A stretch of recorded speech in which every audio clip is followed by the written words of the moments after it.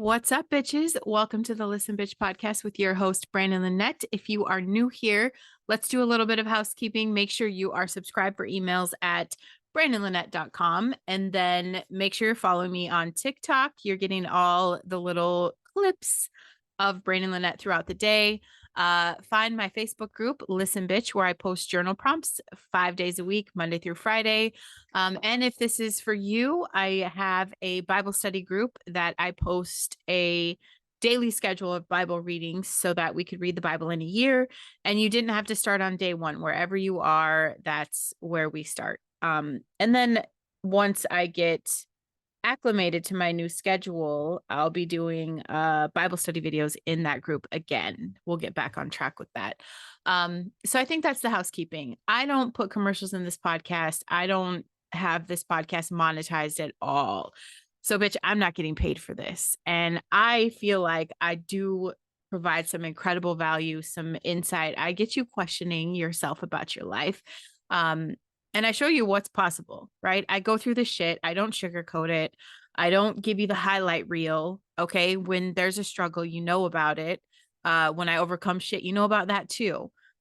Just showing you what's possible, giving you some incredible tips to elevate your life, to, just improve the vibration that you're on. But there is a price, and that price is fucking share it, talk about it. Okay. I'm in a new marketing group. I started a little marketing gig. So if you need a side hustle and you want to make some money, honey, bitch, you need to reach out to me. Stop being fucking scared. It doesn't hurt. It's painless, and it's actually kind of fun. But in this marketing group, it's called B Club, and she kind of took the branding of the group off of Fight Club, right? First rule about Fight Club is we don't talk about Fight Club. But the first rule about Listen Bitch is we talk about Listen Bitch. Okay. So tell your friends about it. Share it to your socials.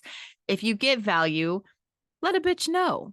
And if you have topic ideas, then bombard me with them. I love listener podcasts, and I know some of you bitches are afraid because it's a lot of tough love, but that's what it is. It's love. Okay. It's the shit that you need to hear, never really what you want to hear. And I literally, that's in my coaching contract. Okay.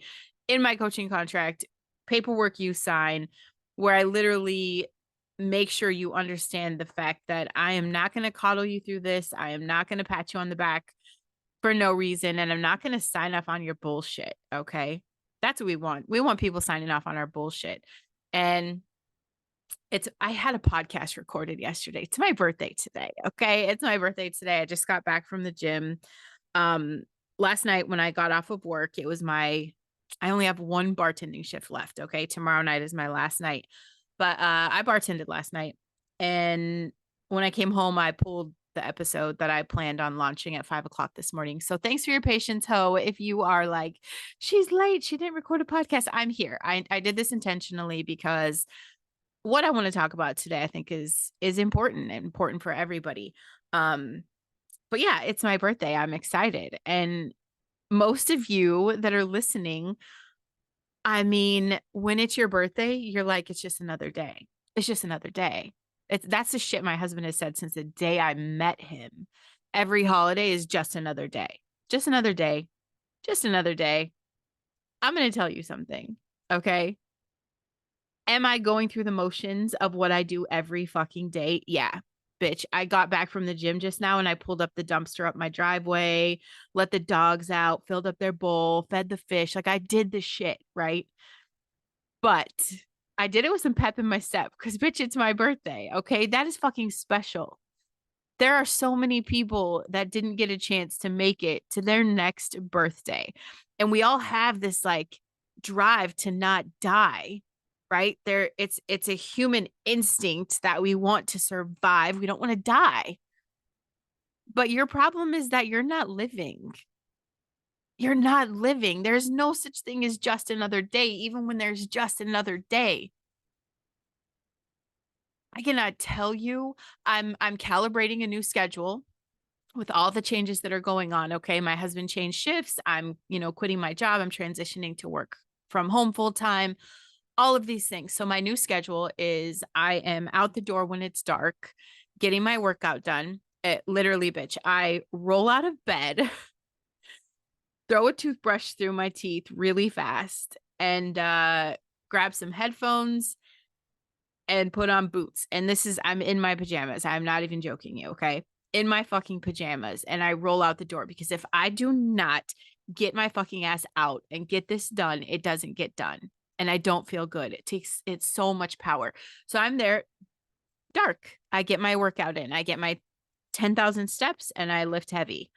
Um, and then when I'm driving home, the sun's coming up. And I am just in awe of how beautiful and different every day is. Like the sun is out today, but it's rainy and cloudy, and I'm genuinely excited for that. I have some shit to do online today. And when it's nice and sunny, I I don't feel like sitting at my desk all day. Who does, you know? So I'm like, oh, this is so good. I'm going to get some content done. I'm setting up some classes to launch soon. So I'm going to get some copy, written out and, an outline of these classes. Like, I just was so excited that it's like overcast and rainy. Just little things of like, when is the last time you fed your pets and you were just thankful? Thankful that you had them in your life. Okay. And just thankful that, a lot of people can't afford to feed themselves, let alone buy dog food. And bitch, our dogs eat premium shit. Okay. Like it costs a pretty penny. And I'm just like, thank God that we can pay for that. You know, it is not another day. It's not another day because I choose to live. And I have not been this person my whole life where, I see the good in the bad shit that happens. I'm going to tell you guys about my friend Ed. That's why I paused the podcast and that's why we're recording it late today because I have to tell you about him. I wanted to make sure I could do this episode without crying and I think I'm okay to do that now. Um so this summer you guys know I went through some shit, okay? I had, one of my regulars died in a motorcycle crash. Another one of my friends got in a motorcycle crash and should have died. And then, I lost one of my friends, unfortunately, same age to health issues because of poor habits. Okay. Tough whirlwind. Ed is my friend who got in the wreck, a head on collision on his motorcycle, did not die. Okay. He didn't die, but he died. Okay. We're going to talk about that because it's so fucking wild. When I tell you, like, I already from day one, just Ed is a really great human. He's a great human. Um, I can't explain it. There was just something always about him and he was searching for something. You could feel that he had that missing piece. Um, and so he did things like he microdosed and he would take the steps because he knew he had this, inner desire to just be a better human. Okay. Very much a lone wolf. Very much, I think I align with him in that toxic independence where we're just going at it alone. And we think that, we just think we're out there flailing in the world, doing the damn thing. And we're fine with that. Right. In kind of a toxic way. But we're just going through the motions. So he gets in this wreck and the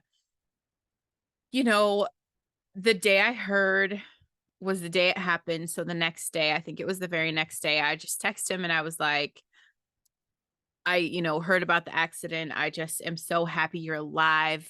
Uh God has a plan for you, okay? God has a plan for you. So this guy goes through a lot, okay? Bones in his face are broken. He broke 4 of 5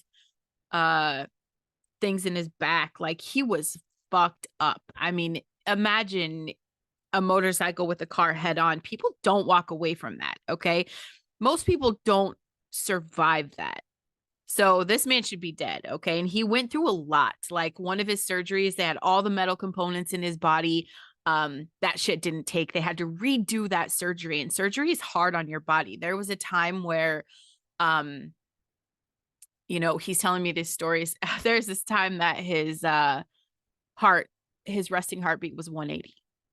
like shit was going downhill. And that was the night he had the come to Jesus talk, where he knew he had to talk to God. And he has always kind of known that that presence was there, but it didn't really impact his life. Okay. So he's going through a lot. I mean, it's been months and months and months, like 8 or 9 months of just going to rehab, learning to walk again. Um, all of this process, just a lot of process. Okay. I saw him for the first time last Friday. Okay. And it's so crazy, serendipitous moment. Okay. Two of my regulars are in there and I'm telling them, it's my last week next week. And they're like, Ed's home. Have you heard from him? And I'm like, no, I sure haven't, but you better believe I'm texting him tomorrow to tell him that he has to get his ass in here and come and say goodbye to me. Friday. Okay. So sure enough, those ladies leave and they're like, don't forget to text Ed tomorrow. And I'm like, I won't. They leave and then out the back door. And then all of a sudden in my front door, they walked in with Ed. And I see this man and I don't know what I expected. Okay. Because people were like, he's walking, he's doing the things, he looks great. But you never know till you see someone yourself. Okay. And I'm going to tell you, it wasn't just the fact that he's a whole person. He looks better than he did before the wreck. Okay. I'll just say that. Like he walks great. He moves like his face looks great. There's not all this crazy scarring. Like he just looks like nothing happened to him. How do you get in a fucking head-on collision, okay, and be okay like that? I don't know how you do that. I don't know how you do that. But this was the best part, you guys. He was not the same Ed. He's like Ed 2.0. That's what I told him. I'm just going to say Ed 2.0. I'm going to tell you right now, God touched that man. Like, hands down, himself somehow touched him. I've never seen such a vibrant soul shining through everything.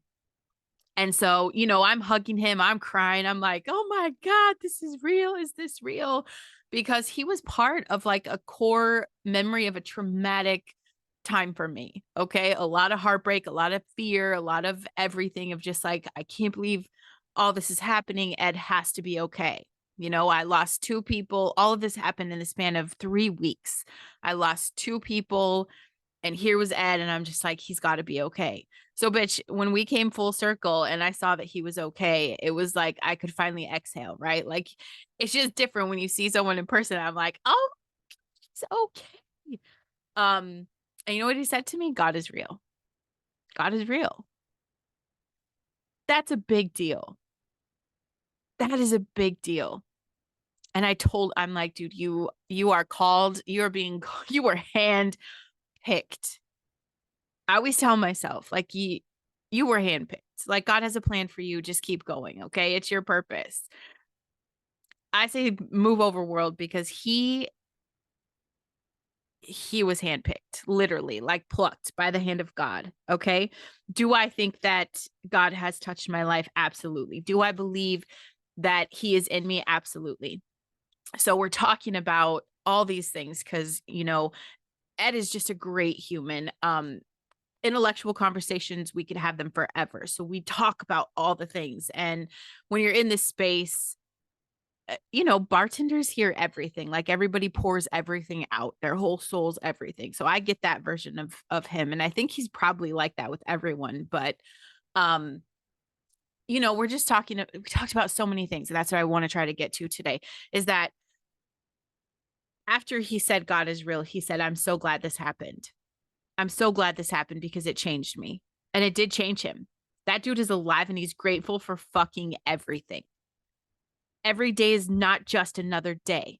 Every day is new and magical. And I think, man, I just told you guys a week or two ago that stop waiting for the big event. Stop waiting for something in your life to happen to bring you to your knees. Get there now.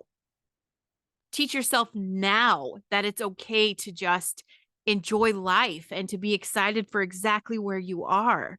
You don't have to stay there, but have some gratitude in being alive. And he tells me about this night that, his heart, pretty much he was crashing. and they had him in ICU again. And his brain said, we're not going to make it through the night.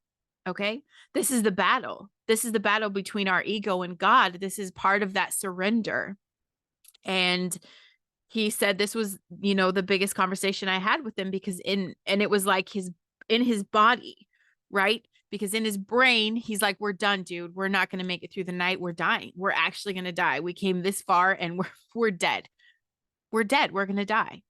And the God gene in him, his soul activated. Okay. And he just knew he was going to be okay. And he had that conversation within himself. And that's the conversation we all need to have. That's how we come to Jesus, is we have that conversation within ourselves, because he's always been there. Always been there. He just needs activated. You just need to allow him to shine through. And I've never seen such a shiny human in my life. Never seen such a shiny human. It's crazy to me. I'm just like, night and day difference.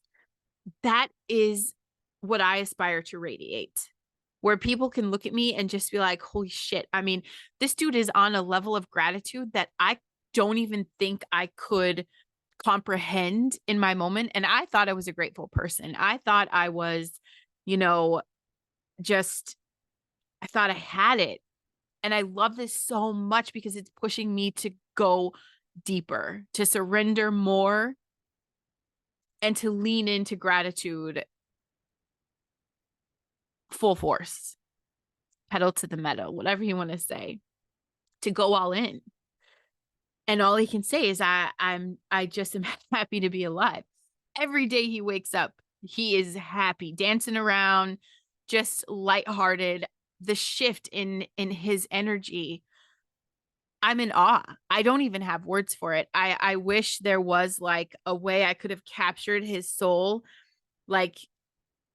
pre-motorcycle accident, pre-facing death, if I could capture his soul. And I asked him, I said, Ed, is there something? Because this is what I want you guys to get. I want you to just even want to enjoy life half as much as that man is enjoying life right now. Everything's a great time. The worst day can be a great time for him. Having a bad day is something to celebrate, because you're alive.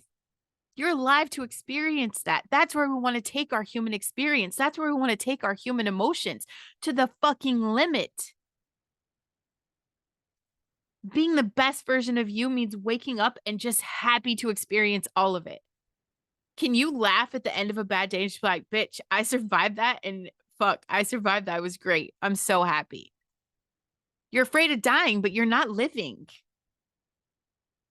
You're not living. That is why I'm committed here. That's why I show up. Because I don't want you to think for a second that it's okay to slack on your purpose. No way. It's time to live, to step into the full potential of this human experience, to enjoy all of it. Even celebrating the heartache, because bitch, if your heart didn't hurt, how would you know it was beating? Life is happening, and that's the magic. It's not going from one, event to the next, or waiting for that big moment to scare you into doing something different.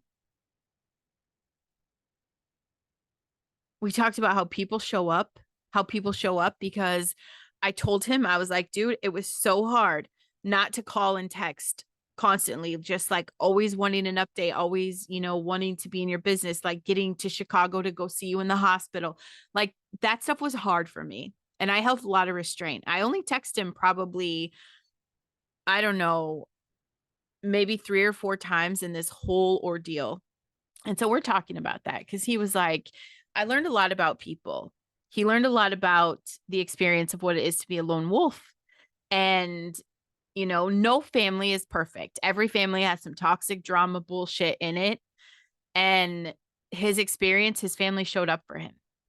And I don't know what he thought was going to happen, But there was some healing that happened. Healing in all the family, and he saw that he wasn't alone. He's not a lone wolf. That man is very loved, has an incredible community, incredible friends, a great family.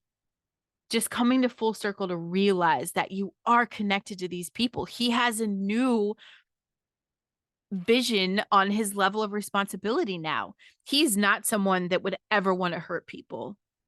So his choices are going to reflect that. And we aren't obligated to specifically be or do anything for anyone. But if you don't want to hurt people, you have to be intentional about that. You have to be intentional about that. Can I talk? Intentional. I'm still drinking my tea, you guys. I was so excited to record this podcast that, I didn't finish my tea. So I'm going to say that's why I don't know words today.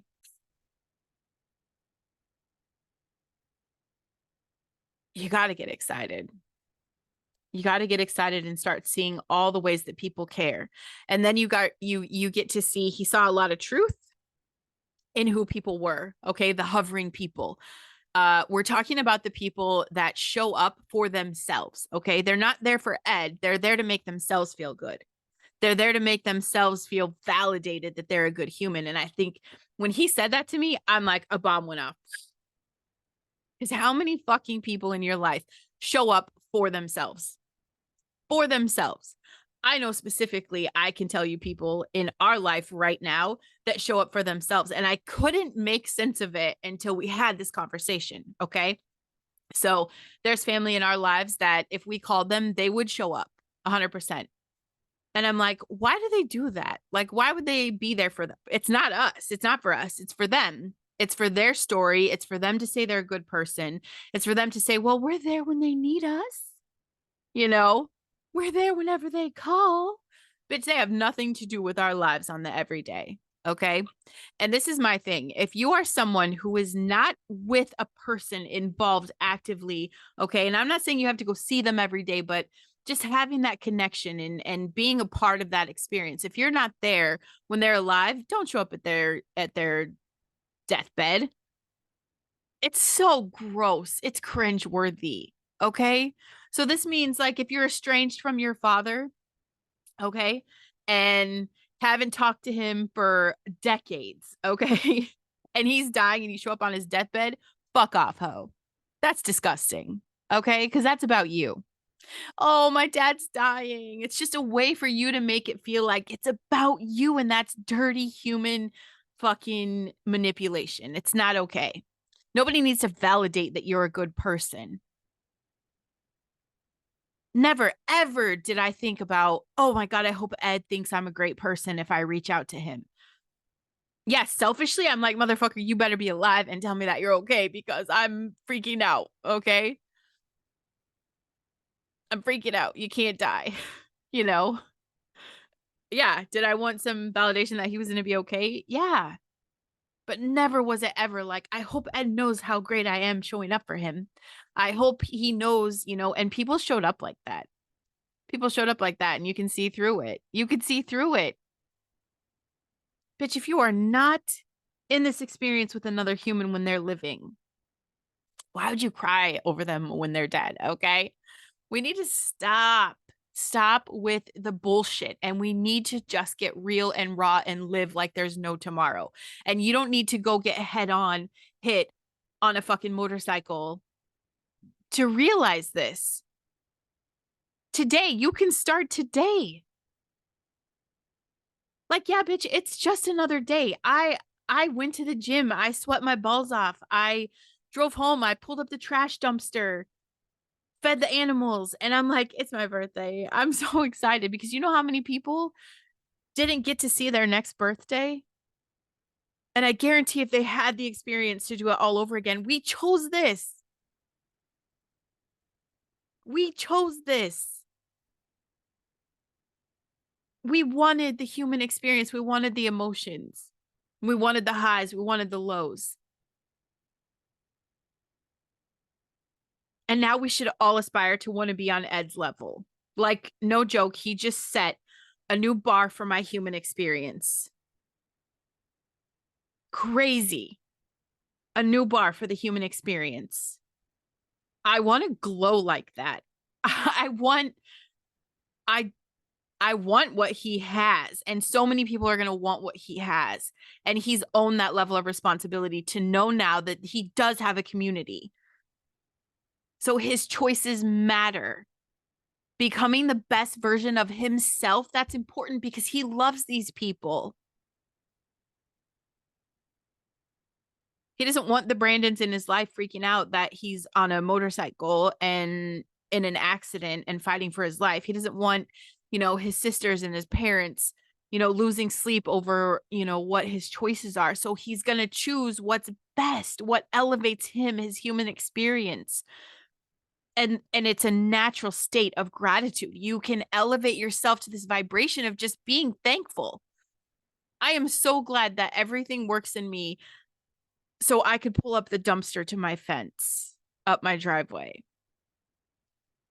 Like genuine gratitude. I'm at the gym today and it's dark outside, bitch. And I'm, just looking around and there's a lot of people that have lost their mobility. Okay. A lot of elderly people there and they don't have the same mobility.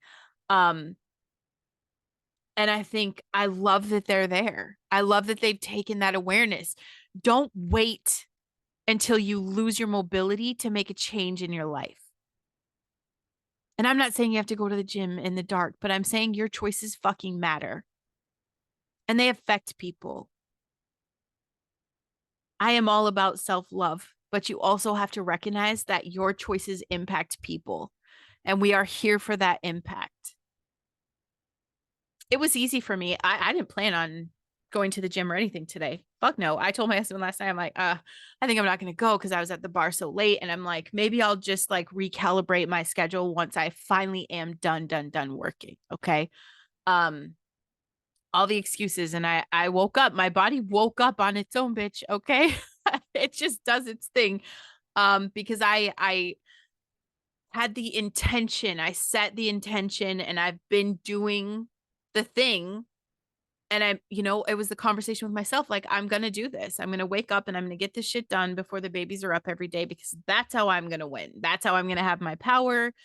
That's how I'm going to feel good about my reflection in the mirror. That's how I'm going to be a better parent. That's how I show up. Okay.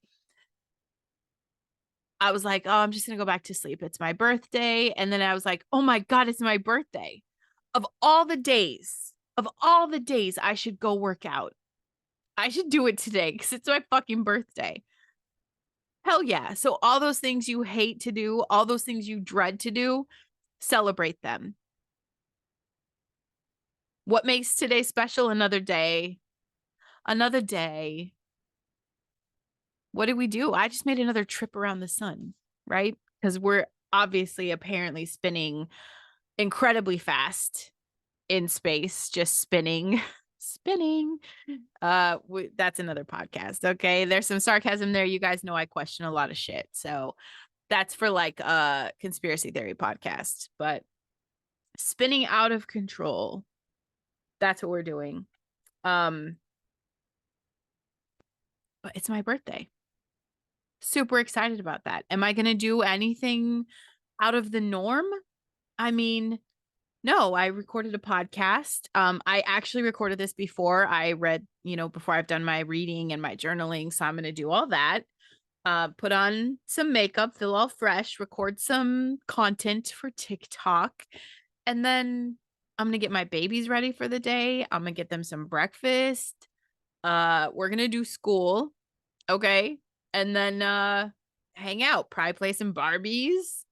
My son wants to play some Call of Duty. That was, whatever. That's our thing.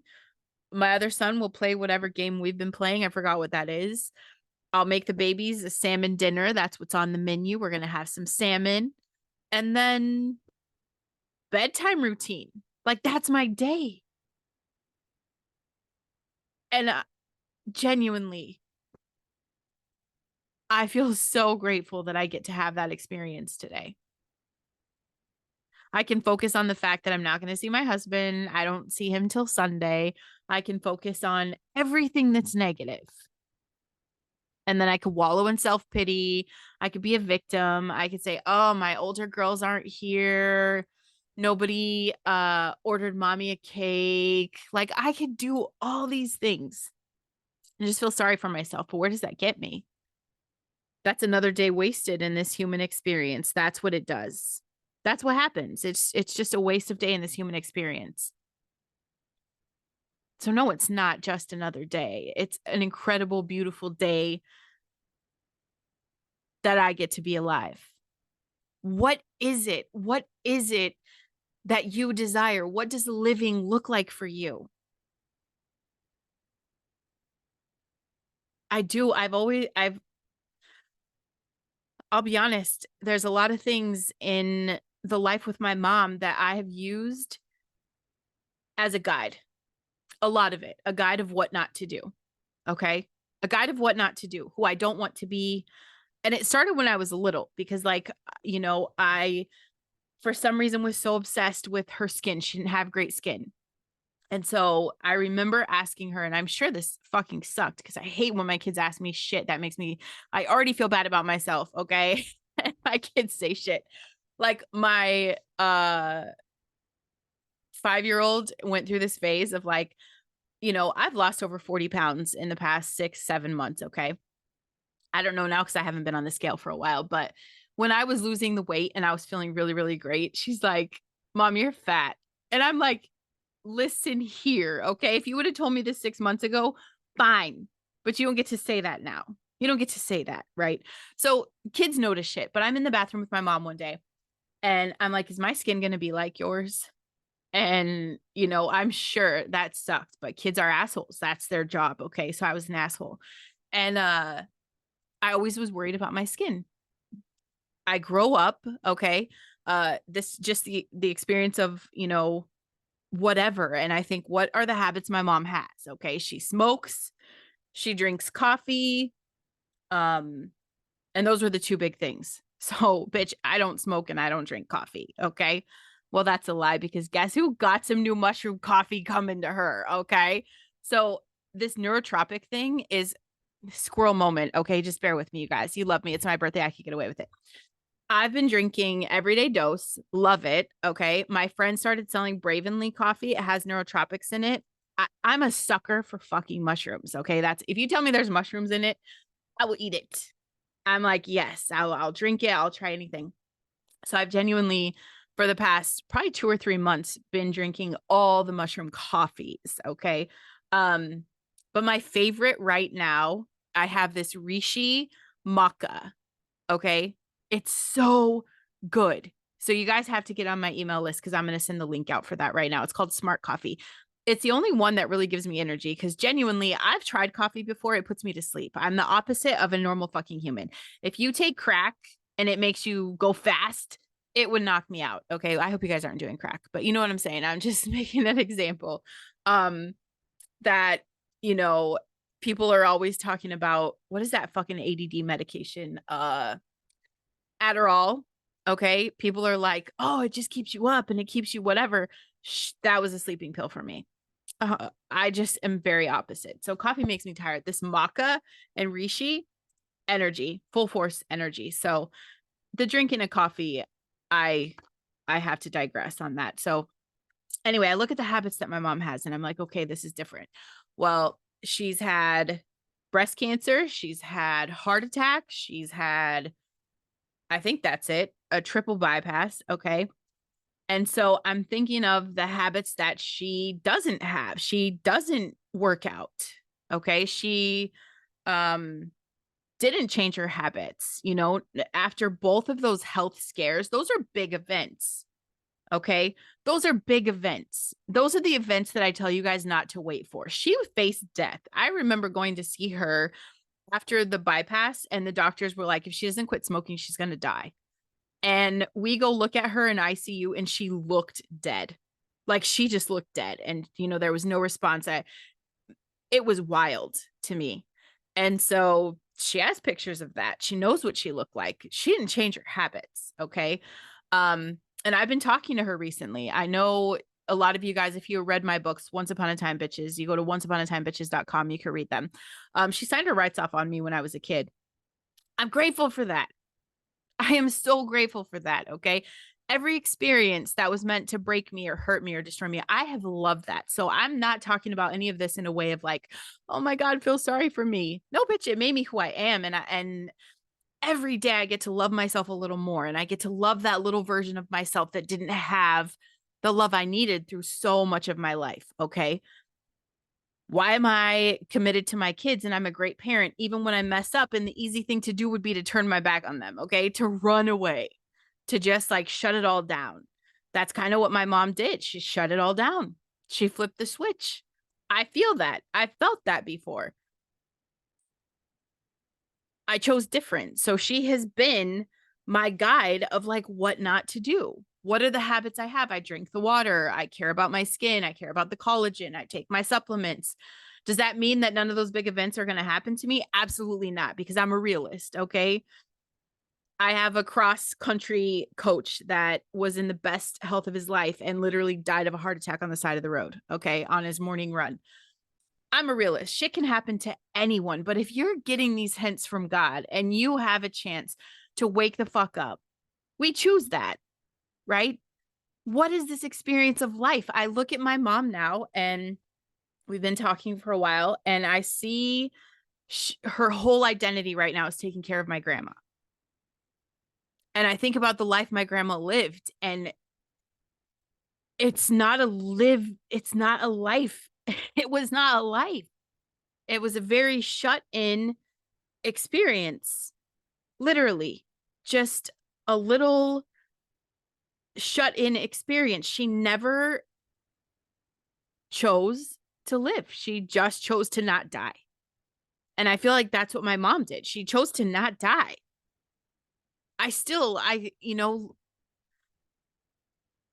It's hard to watch. It's hard to watch. It is hard to watch. And I think, I asked her a while back, I'm like, what happens when Maga dies? Because my grandma's in really bad health. She smoked her whole life. So she has like, COPD or something. I don't know. She has different things going on that just are not good for her.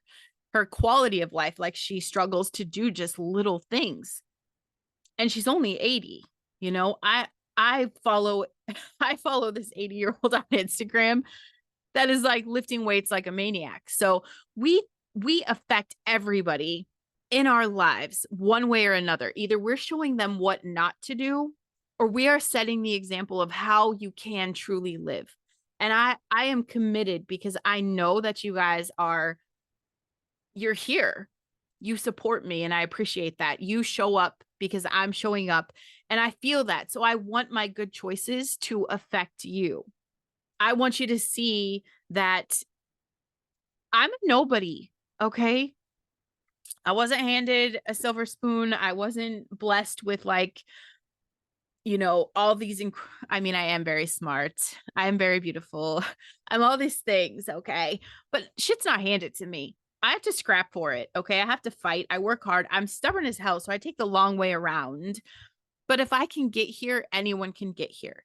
And if I can get to the point after everything I've done and all the ways that I've tried to do this life alone, I very stubbornly took the long way around to find Christ. And this is something, that is new in my life, where I've finally realized like I had to surrender 100%. So you guys are seeing my relationship unfold just in the past, I don't know, 5-6 months or so, where I went through this dark period of I wasn't living in the light. No matter how much I told myself it was the light, it was not the light. Okay.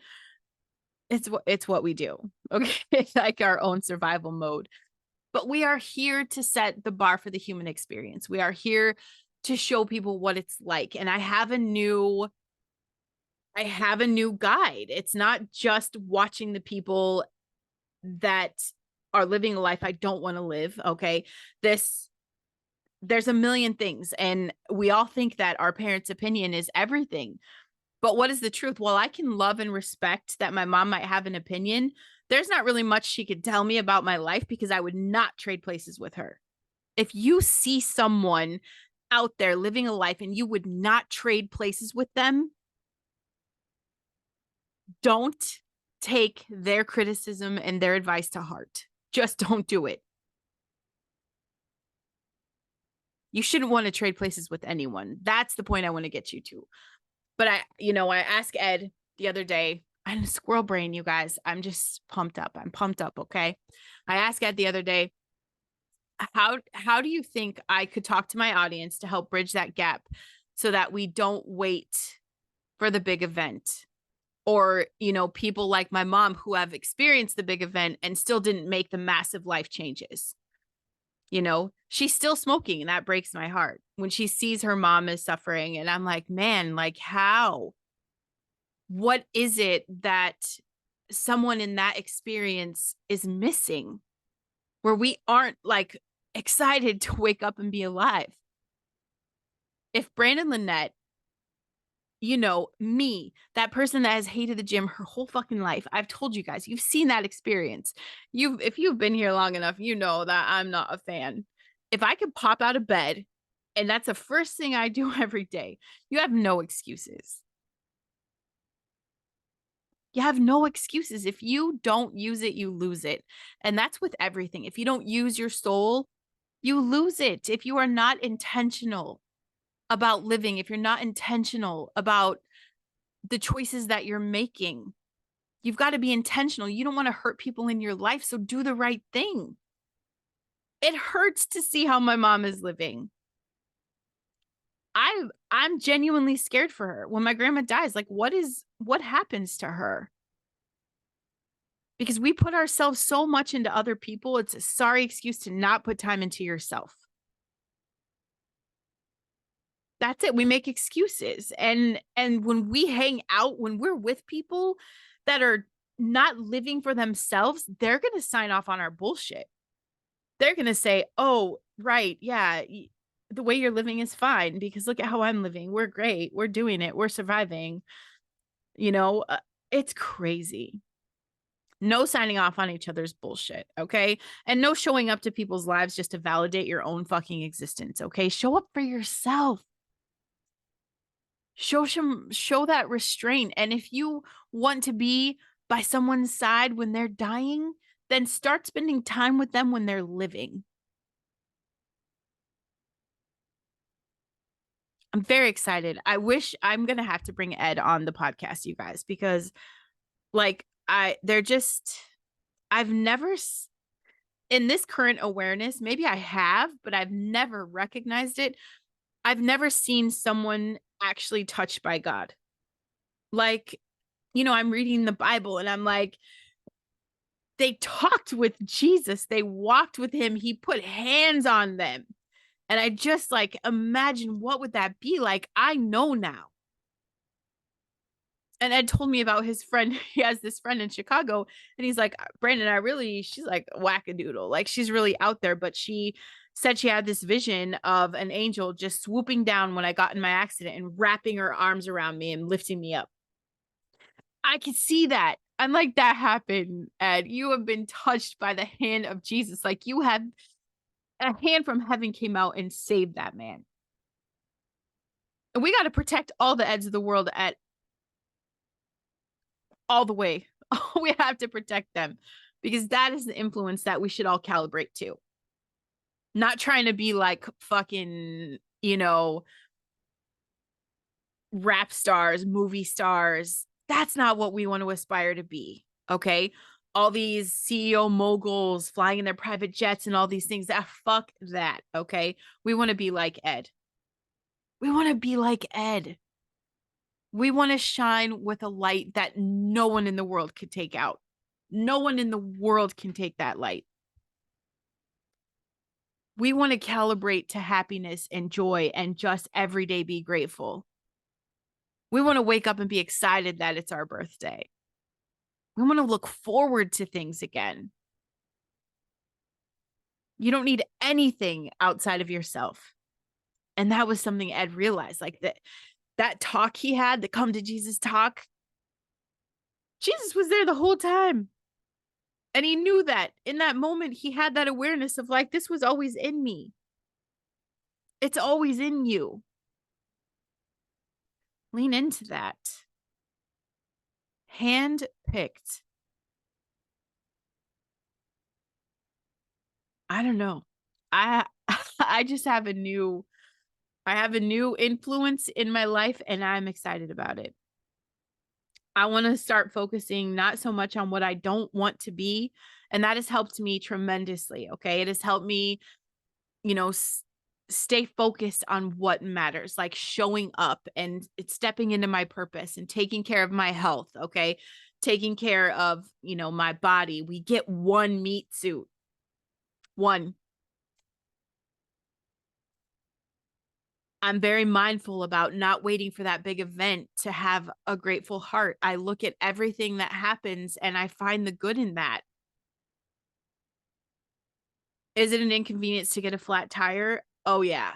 Fuck yeah. And everybody could be annoyed. But what's the truth? That was probably God looking out for you. If you didn't get a flat tire, you were probably going to get, smashed at a four-way stop sign by a semi when you tried to take your turn. I don't know. But I promise whatever happens is happening for you. You don't see the demons on the other side of all this protection that you have. You look at it like, oh, I'm a victim and I'm having the worst time. And don't get me wrong, I have bad days. I just have the attitude to celebrate them when it's over, to come on the other side of that and be like, yeah, bitch, you survived that. I have days where, that's this summer when, I was experiencing the loss and processing all this stuff. I didn't get out of bed for a while, and that was enough. The difference is I didn't stay there. The minute I felt that urge to just live again, I was up and at 'em, and I didn't use anything as an excuse because there isn't any.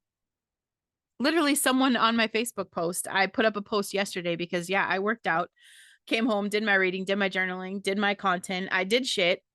And I was like, I'm going to take a nap because I knew I had to bartend. I'm like, I'm going to go snuggle the baby for a while. And so I put up a post like, should I or shouldn't I? And she's like, I don't do all that. I'm tired just reading this. And my excuse is I'm old. Yeah, I don't buy that shit. And I said it. There's no excuse.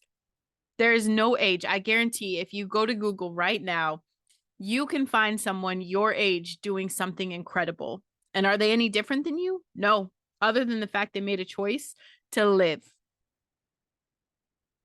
So you could stay safe and uncomfortable and miserable, avoiding death, or you can come out here and play in the light, have a great time creating something beautiful and having the actual human experience with joy and peace and understanding and love and compassion, happiness.